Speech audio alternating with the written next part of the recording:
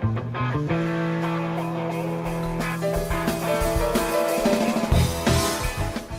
afternoon, everybody. Welcome to the TraderMerlin show for your Thursday edition. Exciting one, a redemption day for me, as I told you yesterday. Had a bad day, got stopped out, and took a loss that was bigger than I expected. Today, great one. When we broke those lows, man, there was some nice opportunity to the downside, so hopefully you did well on that. We were kind of looking for a little bit of a pullback. At least I was looking for a little bit of a pullback. Might this be the beginning of a bigger move down? I don't know, but I'll be awake very early tomorrow morning to hopefully capitalize on more downside moves in these equity markets, if we get them. Wow, we have some international. It's good to see you, MT. Been a while. From Austria, huh? Good day to everybody. Yeah, it is starting to cool off here as well. It's nice here. I think I'm 76, 77 degrees today. Anyway, who cares about me and the weather? Let's go into our markets and just kind of look at what may cause this freak out. I want to do something a little bit more ominous and I guess evil looking. And I love this picture that AI generated of Jerome Powell with his kind of almost demon teeth. They look like they're filed. I'm pretty sure that Jerome Powell's teeth look a lot better than that. But most media sites today are outlining saying this was because of the fear of Jerome Powell, right? Well, we're freaking out about Jerome Powell. Well, I don't know if it's necessarily freaking out. We've made the point here multiple times over the past couple weeks that it feels like the market is expecting just way too much. Now I'm hearing that traders are concerned that they don't think they're going to get a rate cut in September. Well, I'm pretty sure that's going to happen. It just kind of feels that way. But I've shown you enough supporting information here over the past couple weeks. We've had a lot of, I think, pointed shows on economic data. Data looks okay. Nothing's egregious or horrible. If you look at the valuations for companies, they're getting a little lofty. So granted, well, not getting, I think they have been a bit lofty here. And I think that this is kind of par for the course to have some pullbacks. This rally here is just phenomenal. A great rally. And of course, you could argue that's in the greater context of the giant uptrend. Now for here, Liz says, how about it's become we were in overhead supply? That as well, but at least on the S&P, for me, we broke that overhead supply. When we looked at that NASDAQ, though, I mean, it did what we thought it was going to do. It actually tapped into that thing twice and then fell apart today. I was active on this as it went down below the low of the last 2 days. So I didn't get all the meat on the bone, but catching 32 points in the S&P certainly makes for a better day than I had yesterday. So that was a good day there. As we look across the board here at the rates, I'm not going to bring up the Fed funds. I got something stuck in my throat here. I'm not going to bring up the Fed funds calendar for you. I think you guys all know that one very well, at least the speculation on what those rates are. I mean, it's a foregone conclusion. I hate that term, that September is going to have a rate cut. And that actually increased today over yesterday. I think yesterday we were at like 60-something%. Today it jumped to 75% chance that we're going to have a rate cut in September. But what about the end of the year, right? Again, we were supposed to have, it looks like the odds-on favorite is 4 rate cuts. I just don't see it. And I think maybe what's happening is the markets are realizing that Jerome Powell will say that at this next meeting. He's not going to say there are 4 rate cuts by the end of the year. He'll never say something like that. But, I mocked what I think he would say on yesterday's show, which is he's going to, data dependent, we're fighting inflation, we want it to be 2%, and ultimately we are going to wait and let the data tell us what to do. And we may, if appropriate, lower rates at which time we feel it's needed for the market. And that's not going to give much clarity. If he says we're looking to lower by the end of the year, then that certainly would say at least 1, maybe 2. But markets were jittery today. And, when you look across the board, again, most people saying, hey, this isn't really a good picture of Jerome Powell. I said, give me Jerome Powell at Jackson Hole, Wyoming. It's actually kind of a cool picture, but that definitely is not Jerome Powell by any stretch. Part of that shock factor today was tech, and the Magnificent Seven kind of looked like this. It was a little bit eerie out there today, a little blood in the sky for some of the Magnificent Seven stocks, and I'll start with those and kind of work my way back later in the show to the indexes as we go. But I'll go from the best performing of the FANG stocks of the Magnificent Seven, and then work my way back down. So here you have, to start off with, Meta, and we talked about Meta having that double top. Well, actually, it really solidified that double top today. We actually broke above on the wick above that high from July 8th, right, which was its all-time high. and now all of a sudden sold off. So I'm actually looking at Meta, even though I think Meta looks incredibly strong out of this Magnificent 7. If you get a low below 522.76, which is that tail from August 19th, there's your trigger or your sign to sell. If you are, or at least short, if you are very aggressive, I would go off the most recent lows. And this is actually where I would be more interested in. I know a lot of people are focusing on the tail, it's got to make a new low. But I like the most points of contact. And you can see that line at 526.87. It touches 1, 2, 3 times exactly, and another 2 very close to it. So for me, that's where I'd be looking at potential short. And if it broke that second level of 522, I'll be adding to that one if we can get there, right? That was only down 0.6%, which is great compared to what some of the other market indexes did. Apple, you had these 3 days in a row of extremely thin, not a lot of direction, right? Monday, Tuesday, Wednesday was just really small, compressed days. Today, you gapped up into the top of the overhead supply and then sold off. This is pretty much the same picture we saw with the NASDAQ 100. Let me bring up a little yellow box here. Where's my yellow box? Where is it? I thought it was right here. Ah, down there. This is where I would have had that drawn, and you're right up into it and now falling out of it. So this could also be another opportunity for downside movement if we break some of these more recent lows. And you notice where we're at. You've got this bottoming tail that goes back to August 19th. You have another bottoming tail that is on August 15th. So somewhere right around here, it'll be a good point to start adding on a short position if we get momentum tomorrow. Again, Jerome Powell's the keynote speaker tomorrow. We'll talk about that, which is going to be very, very important, impactful for our markets. Apple, big bearish engulfing candle. Yes, huge engulfing candle, right? Really, it engulfs almost certainly the last 3 days, almost engulfs the entire 4 days, 5-day range. So, yeah, big shock to the system there. Even though it's only down 0.83, this was not a horrible day by any stretch for Apple. It actually held fairly good considering what the other markets did. Now, the bearish candlestick formation we had the other day on Google, that definitely came through. We gapped down yesterday for some downside move. Today, another engulfing pattern. We call that a bearish engulfing as well. A bigger decline here at 1.28% for Google on the session, and it starts to get worse from there. Now we're getting into the 2% mark. Microsoft as well, 2%.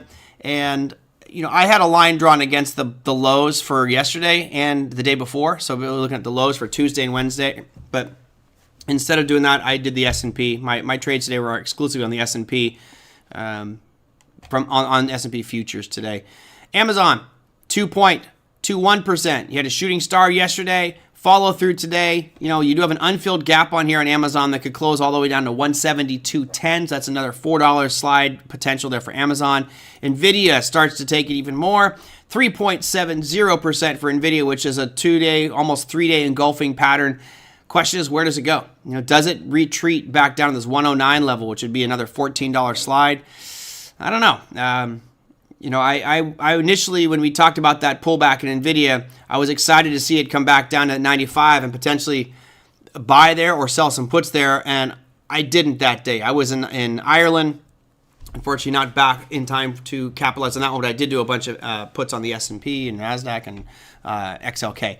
Then the big loser on the day, and who knows, maybe the reason you're seeing this in Tesla, and I actually think this is going to start to become a bigger topic of discussion. First off, Tesla's price chart today, right? 5.65% slide for Tesla down to 210.66. So a pretty ugly day after just barely touching that supply zone on Tuesday. But what you're getting now is almost radicalized. It's almost like he's a victim of his own social media platform, and that's Elon Musk. Now he's gone out. The right thing to do with someone in his power is to straddle the fence on both sides and let the people decide based off the information that's present. Now, all of a sudden, Elon Musk is completely slamming anything that Kamala Harris says, whether it's right or wrong, doesn't matter, but he's attacking on social media the Democrats and Kamala for being socialist and then promoting Trump and saying how great he is and giving him all those extra perks. You're basically doing personally what the social media industry is saying doesn't happen, which is, it's not making you biased, and it feels like he's becoming more and more biased. It would not surprise me to see some people actually start to lose interest in Tesla or Elon Musk products if he continues to straddle one side of the political spectrum and point fingers and yell at the other side, right? To me, any good CEO, any good leader should be middle of the ground and look, I have my beliefs. You don't need to know what those are because it shouldn't impact you. You make your own decisions. But boy, Elon Musk is really throwing his weight around in this campaign. So another interesting piece will be tomorrow. I don't know if you guys saw RFK Jr. was saying that he has a major announcement to the people tomorrow. I saw a funny thing today, which I don't think this is going to happen, but someone was saying that Trump is going to bow out and then he'll endorse Kennedy as the Republican candidate. I was like, probably not going to happen. I like your thinking there, but no wishful thinking on that one. So either way, that's true, Thomasina. I think where more people might be interested in him. I don't know if he'll make more people interested in him. You're gonna, when you alienate anybody, and I've really tried to do a good job of that here, of not saying my political views. If Trump messes up, I'll say it. If Biden messes up, I say it. To me, or they do good, I'll say it to each one. If I were to come out and say, oh, I am so in favor of this party and that party sucks and this show is about slamming them, I'm sure a lot of you would go, enough. I don't care. Leave. And you just leave and go somewhere else. So I don't know. I think you hurt your business by polarizing yourself, unless your business is being famous for polarizing, right? You look at some candidates, they pride themselves on polarizing and hating on the other side, pointing the fingers all the time. I don't know. I guess that's just not me. That's not me. There's only a couple of things I hate in this world. I might be there, but I heard you. Oh, so I don't know if it was official. The announcement was supposed to be made tomorrow. So there was talk that RFK was going to endorse Trump, but then there was other talk that it was the other way around, which I thought was humorous. I don't see that happening, that Trump would drop out and Kennedy would get it, but who knows? We'll see what happens tomorrow with Kennedy's campaign. Should be a weird one. So that was your Magnificent Seven discussion today. Again, it was pretty ugly out there. My mind is feeling, just by looking at this, like it's going to continue to the downside. These knee-jerk reactions represent the true feeling. So my mentor, my first mentor, I've had several over the years, he would say, when you have a nice uptrend, that's great. That's people jumping on the train. But when you have a really aggressive big candle that goes the other way, that's emotion. And that may dictate a new trend coming. And it's something I've always locked in the vaults of my brain here that he used to always tell me. And I look at the candle here today on Tesla, for example. I still love Tesla as a company. I think that long term it's going to do very well from a product perspective, and certainly once we get into robotics and the software and AI, I think they're in a great leadership position. But that candle, even though it's only 5.6%, ending at the dead lows, like almost to the tick, the dead low on Tesla, just does lead me to believe that there's more pain ahead for our markets, and of course with Tesla to begin with. Now, let me scroll up here real quick and sort our markets from worst to first. Now, even though the NASDAQ 100 was down 1.66%, here's your index, I think there's plenty of opportunity for more downside here, and I hope it happens. I'd like to buy this market at lower prices because I do think the Fed's going to lower this year. I think that'll jack up the markets and keep it going. Lori says, I hate. Okay, I strongly dislike a couple things. How about that?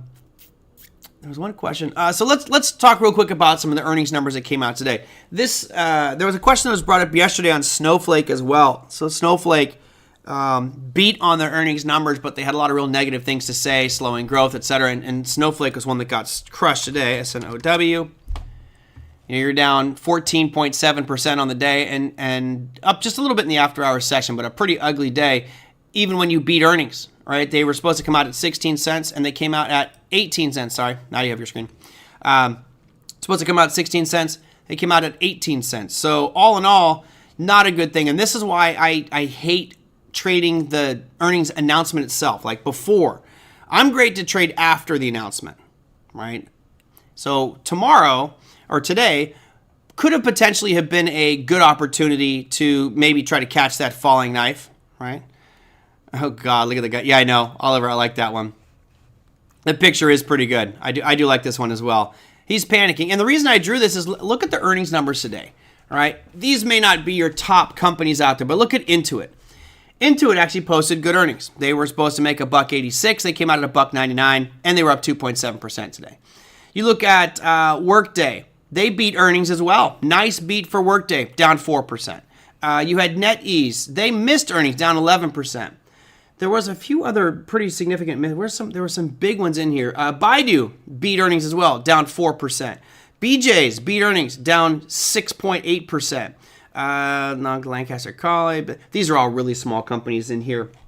But a lot of companies beating earnings and just getting crushed today. Maybe that's just getting caught up in the tide of the overall financial despair or pessimism about what's going to happen tomorrow. But all in all, I thought today was a great day. If you look at the trend of today's market, there was one little whipsaw. I'll bring it up here. If it wasn't for this one whipsaw, I probably would have gotten a bunch more on today's trade. But let's just bring this up here. So if you look at that S&P, it was this jump right here. This surge up right here is what got me out today. Otherwise, I probably would still be in. I probably would still be in this bad boy. And I just kept lowering my stop, and then ultimately I had to teach a class at 9 a.m. So as I went to teach this class, it came ripping back to the upside. But just beautiful, except for this one big bounce that happened right around 9 o'clock this morning. You had like a 40-minute bounce. Lower lows, lower highs, pretty much all darn day. So just a great downtrending day. And it's even better when you look at the tech side of things and look at the NASDAQ, although they did have that little pop to the upside. So let's go and start with those numbers from the bottom to the top.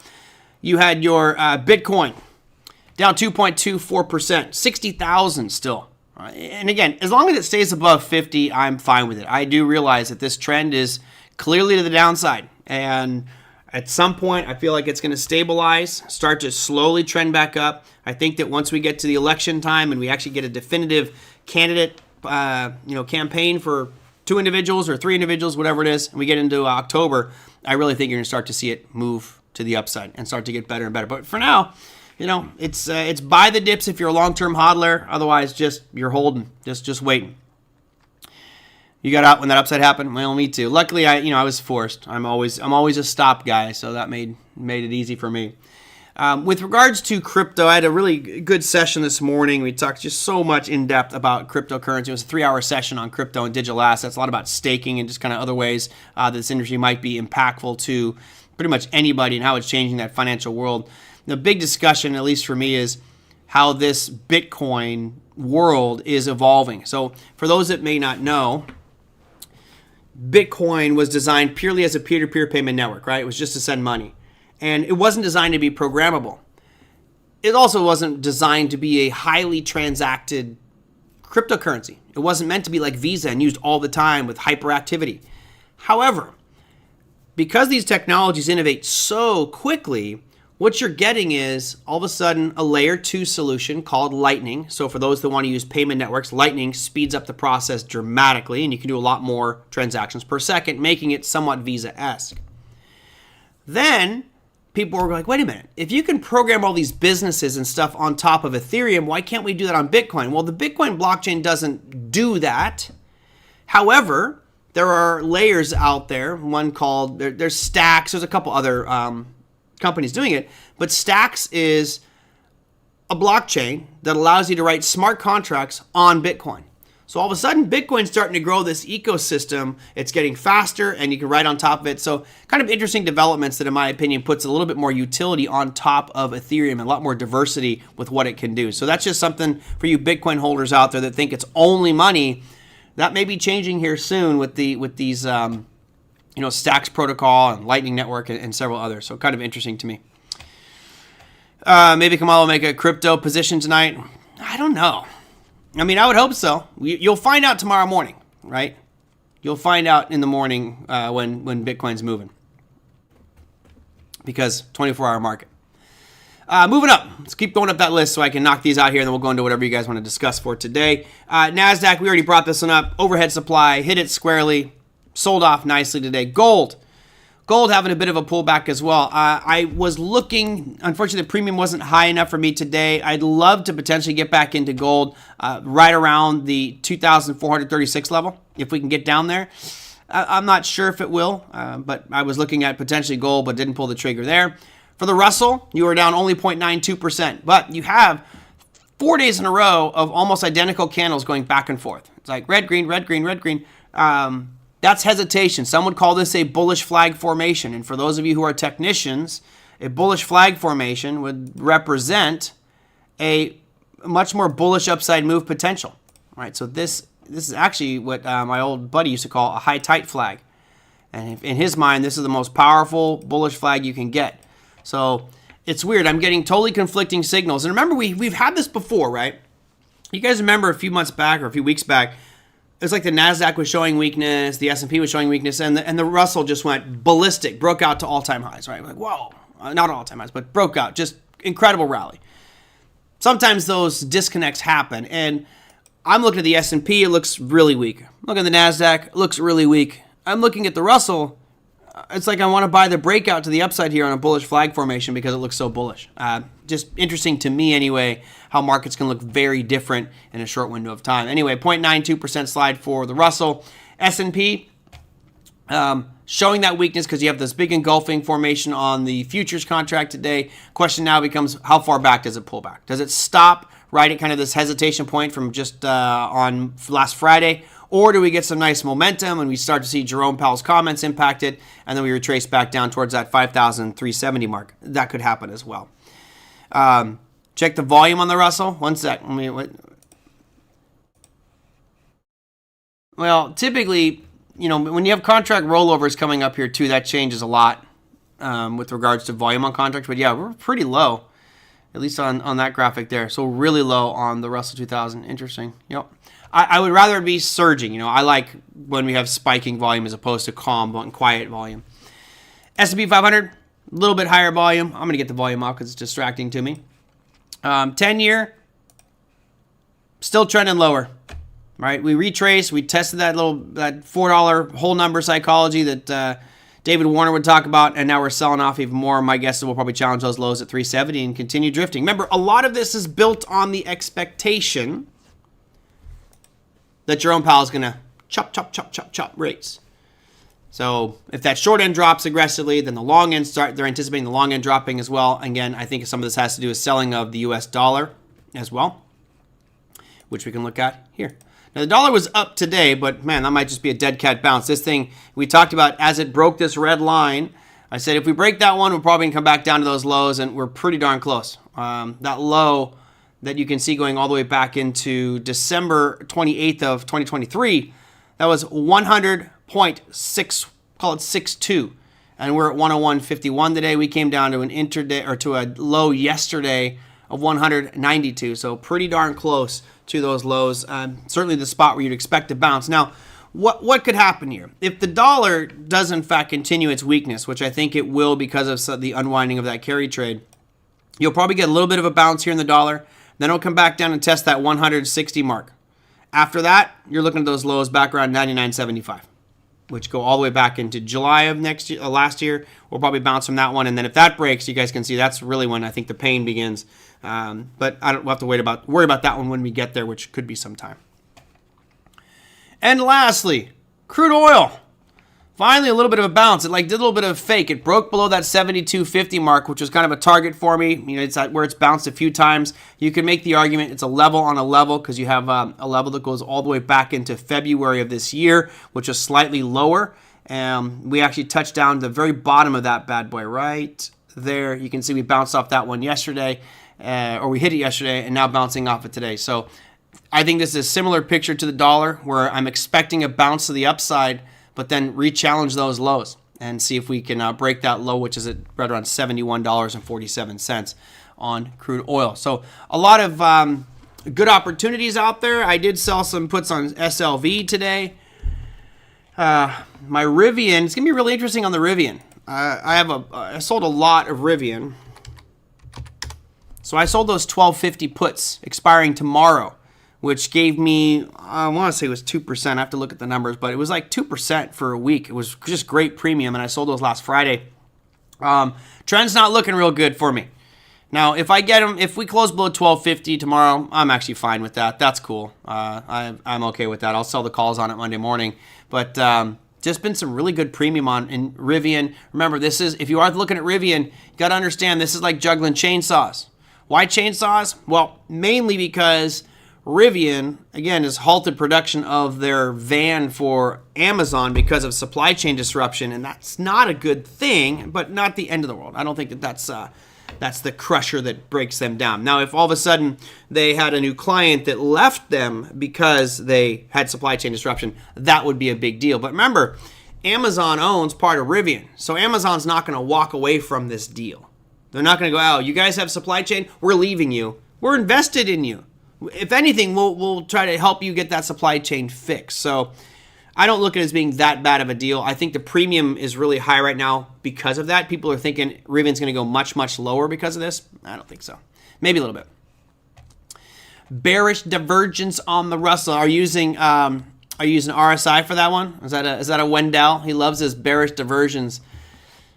Bullish diversions, bearish divergence. He loves that type of stuff. I had one other thing in here. Oh, I had a question, and again, I apologize. I was just moving so quickly, I didn't get the name down. The question was, does it disturb you how much NVIDIA stock Jensen Huang is selling? I think it's something like 144 million or something. It's a really large amount that he's selling per day. No, it doesn't freak me out at all. Let's go NVDA. You know, if you look at Jensen Huang, he's got a bunch of shares, obviously, of NVIDIA. I don't remember the exact percentage. Let's see if we can find this here. Maybe we can find this at FinViz. I don't look up this information too much anymore, but quite often you can actually go and look at... Oh, okay. I see Oliver saying a divergence with the volume.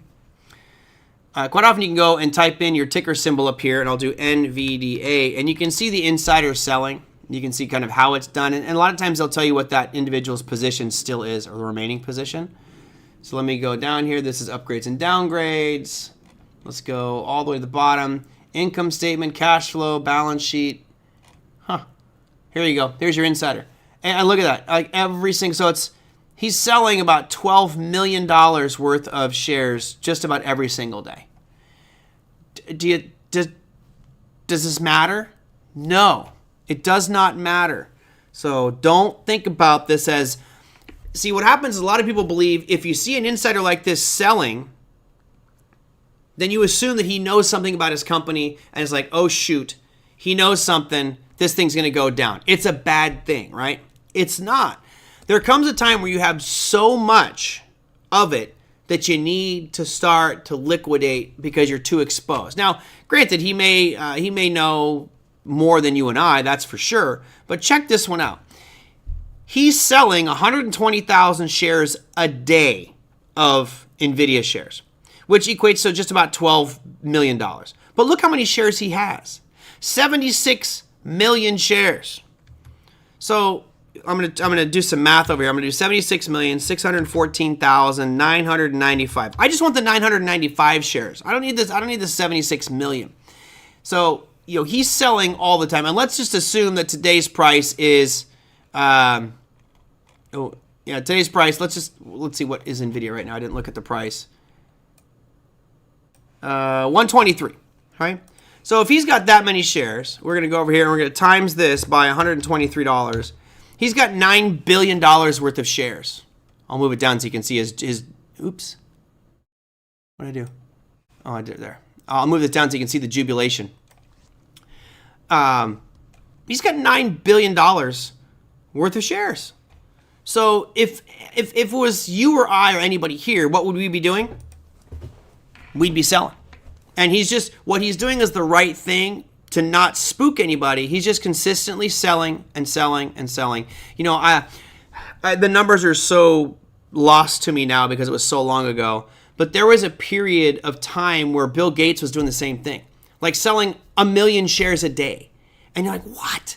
And he's making like $30 million a day. And you're like, wow, he must know something. And I'm like, no, his entire life, everything he owns is in those shares. So why not sell some, just keep selling. I mean, let's do another little math calculation here.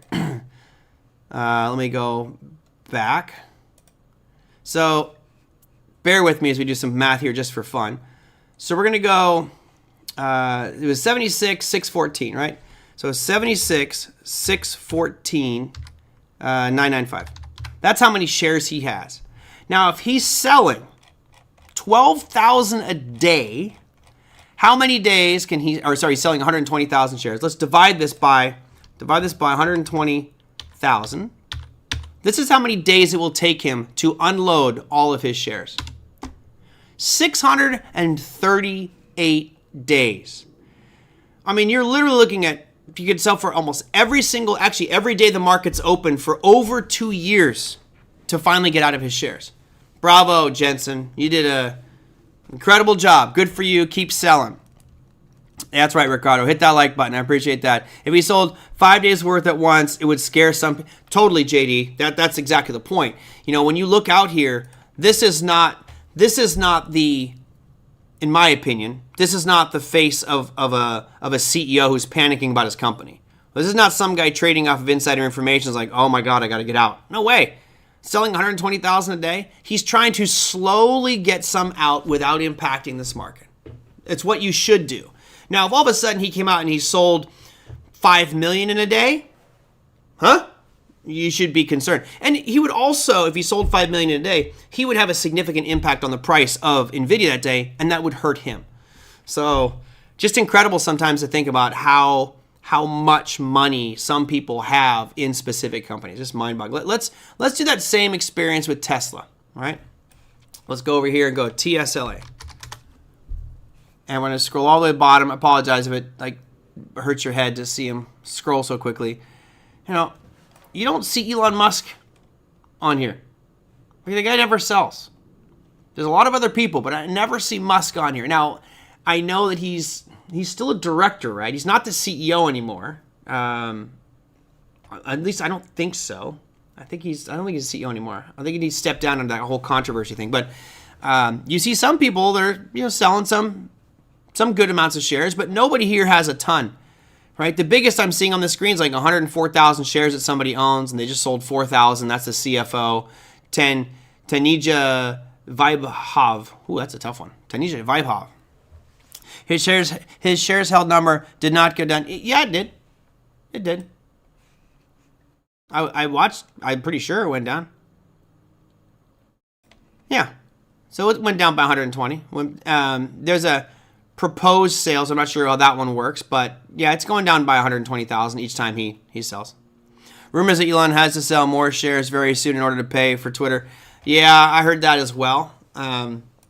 Who knows? Maybe. And again, this is why markets are so exciting, because if that is true, let's say hypothetically that Elon Musk is on the hook for a certain amount of capital payments that he has to make to keep that Twitter deal alive or to pay for the Twitter deal, then that means that he's going to have to liquidate some of his Tesla shares. Tesla starts to, shareholders hear about that, they freak out, and then what you get is a chart that looks similar to this with a big drop. Of course, I think this was not based off that.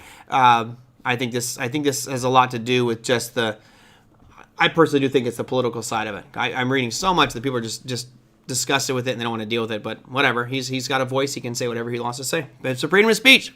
Freedom of speech. He probably pays zero tax on because of loopholes. Yeah, I don't know. I don't know. When you look at taxes, there's a phrase that we all hear throughout life, which is, oh, there's two things you can't avoid, death and taxes. And the older we get, the more experience we get. I think many of you would agree, you can get around taxes. You can get around it. Set yourself up with a corporation. Set up some offshore corporations and hire a good CPA, a good accountant, to funnel and move money around, write off expenses so that, you made $12 million today selling your shares of Nvidia, but you're going to pay no tax on it. Why? Because you move stuff around. And I think this is why the rich get richer. It's not just because they have great investments or they have, access to a lot of money. It's that when they get their money, they have smart people that are managing it for them that can get them around a lot of the tax loopholes and a lot of them keep more of that money and it grows faster. I believe that. I think that the tax code that we have, a couple thousand pages of it, has a lot of holes in it. Those probably could be streamlined and filled and fixed, but with the right person who understands all the code and exactly what you can and cannot do, you can absolutely write off more and more and more. Yes, I'm incorporated. Or just give up your passport and live off Bitcoin. Hey, Martin, telling you what, if you want to entertain yourselves, just go onto YouTube and say $500 a month living in Thailand. Some of those places that are for $500 a month, like rent in an apartment condo, are nicer than the places that most of my friends live in. I mean, we're talking 5-star accommodations with infinity pools that are on the 45th floor and gyms, and it's pretty crazy. Yeah, you could definitely go live in another part of the world. It's very expensive to live out here in California, I'll tell you that. I'm sure some of you others live in very expensive places. It's not what you make, it's what you keep. Totally.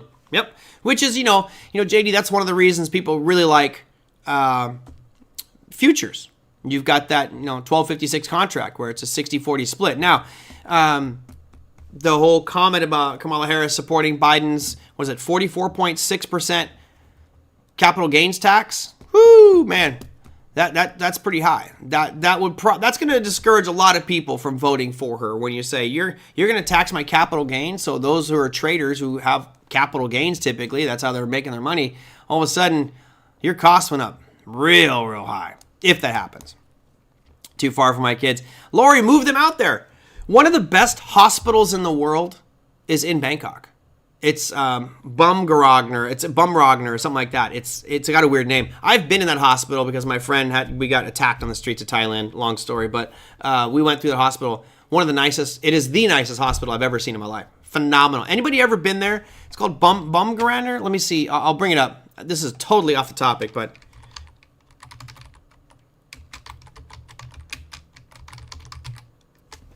Bumrungrad. So this hospital here, I had a student once, and he was an older guy, and we were talking about health in Thailand, and I told him I just got back from Thailand for the first time. This is like 2005 or 2006. I just got back from Thailand, and he goes, man, that place saved my life. I'm like, what do you mean? He goes, I had open heart surgery, and in the U.S., that would have cost me over $150,000. He goes, it cost me $10,000 there. And basically, the money I saved, I put myself up in a 5-star penthouse apartment. I had cooks and cleaners and people. I paid people to take care of for me, and it was so much less. It's the cleanest, most efficient hospital I've ever seen. It is incredible. It doesn't look like a hospital, doesn't smell like a hospital. They're friendly, they're courteous, they're on time, they're punctual. It's cheap. It's like amazing.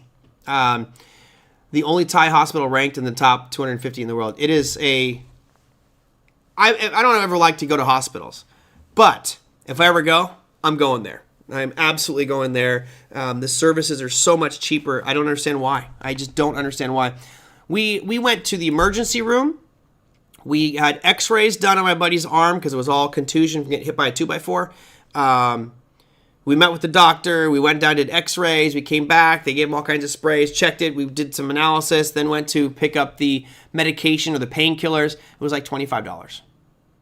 If you check into an emergency room here in Southern California, you're on the hook for at least $1,000 just for walking to that door and filling out the forms. And hopefully you have health insurance. My buddy didn't have health insurance. We paid cash. Phenomenal. Been to Thailand, yes, but thankfully not to the hospital.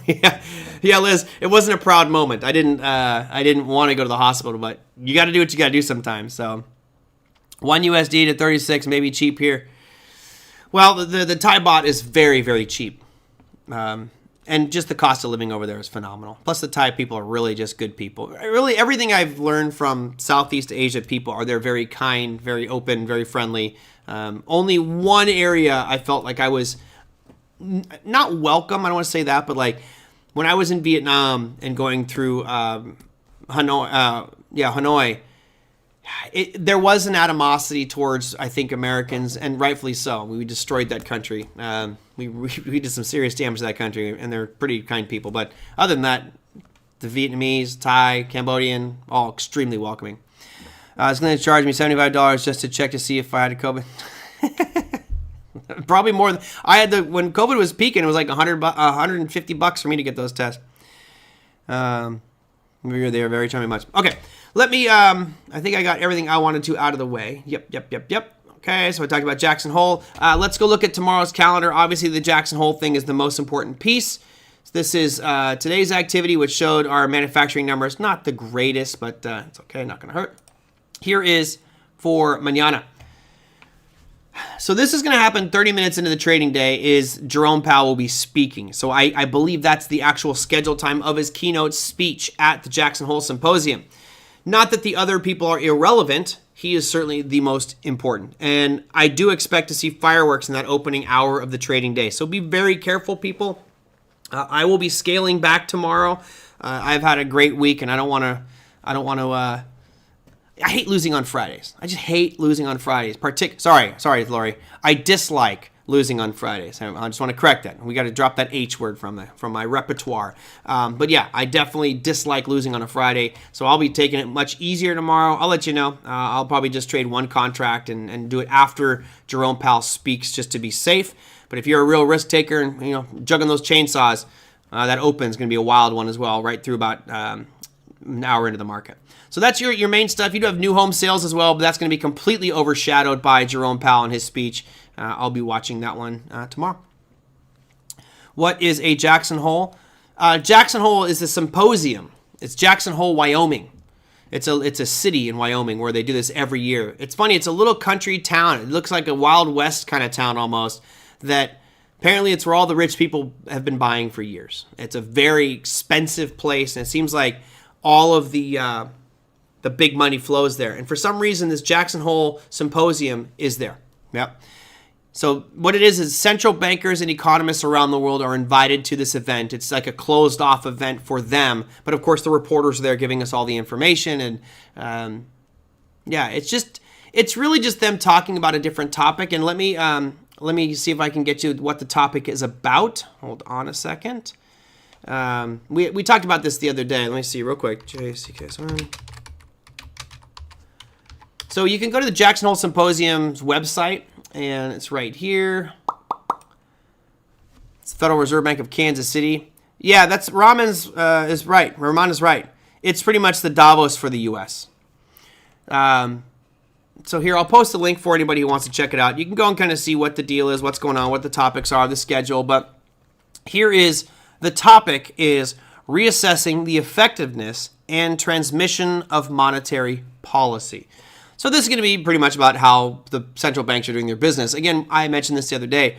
One thing that I am curious to hear is the integration of digital assets, because that is going to be part of the effectiveness and transmission of monetary policy in coming years, is how do we implement these policies? And I think they'd be remiss if they didn't discuss the digital asset innovations and how that might impact those processes. So yeah, his speech is going to be reassessing the effectiveness of transmission of money, or at least that's what the whole event is about. And there are certainly other side events that go on in different discussions, but Jerome Powell, obviously the most important one at that Jackson Hole Symposium. I believe, let me see if I can go out here and just go to schedule.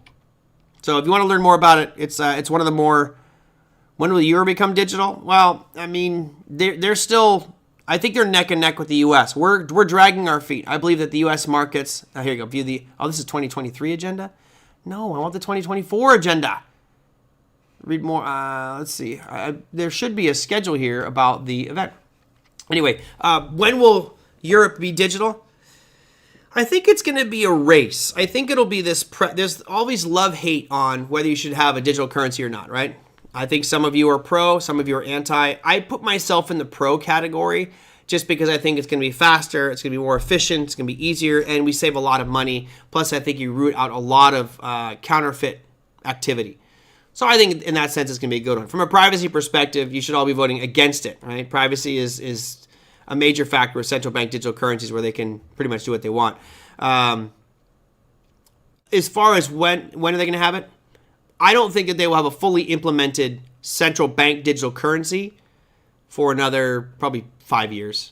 I think the U.S. and Europe's going to take a few years to get there. We need to see how Jamaica does with it. We need to see how the Bahamas does with it. We need to see how Nigeria does with it. And then there'll be a couple other countries that initiate it, but I think you'll go from a really small economy like Jamaica or Bermuda to something that's a bit bigger. Maybe does it jump to like a Brazil or an Argentina, whose economies are much larger or have much bigger international trade. See how it works there. And then once that's done and they've realized, okay, here's the benefits, here's the strengths, here's the weaknesses, let's fix those, then it'll come to the U.S. But I don't think the U.S. is going to push. China is, right? China has the digital yuan, but that's not fully implemented yet. That technically is still in a beta test as we speak. So, yeah, only 3 countries have a fully implemented central bank digital currencies. If you want to make a wager, I'll bet you we're going to have one. I just don't know when. It will happen. It's just an evolution of money. Okay, that's it. As far as earnings for tomorrow, Friday is always a quiet day. This one is no exception. You have a couple names, but none of them are really large cap for the U.S. The Buckle is one of them, but you can see most of this is international. Typically, when you have 5 symbols, it's either a mutual fund or an international company. So there we go. No more kid lemonade stands. Well, yeah, you can. You just have to pay with digital money. But now the government will know when your kid makes $1 at a lemonade stand and was transferred over with the CBDC, the government's going to go, okay, where'd that come from? You know, and maybe if I'm the government, I'm going to put in there a lemonade cookie sale, bake sale exemption, right? So by the time we get a fully implemented central bank digital currency, maybe a glass of lemonade is going to be $3. So if your kid declares, or I see, the government sees a whole bunch of $3 transactions coming into some kids, they know how old you are, but no, it's going to their account, let it slide, right? I'll pass that. Let a kid have their lemonade stand and learn commerce, right? No, boo. All right. Anyway, thank you guys. Hope you enjoyed it. Tomorrow is Friday. It's going to be whiskey day. I'm looking forward to it. I haven't had a glass of whiskey in a while, since I was in Ireland. And I had them on many days, not just Friday. So if you have questions, things you want me to cover, you know the routine. Email me at TraderMerlin@gmail.com. If you liked the show, hit the thumbs up. If you didn't, that's cool as well. Just let me know by emailing me what you want me to change or improve. And if you are on the YouTube channel, just type your questions down below any of the YouTube videos, and I will get to those on tomorrow's show. Thank you, guys. I will see everybody on Friday. Take care.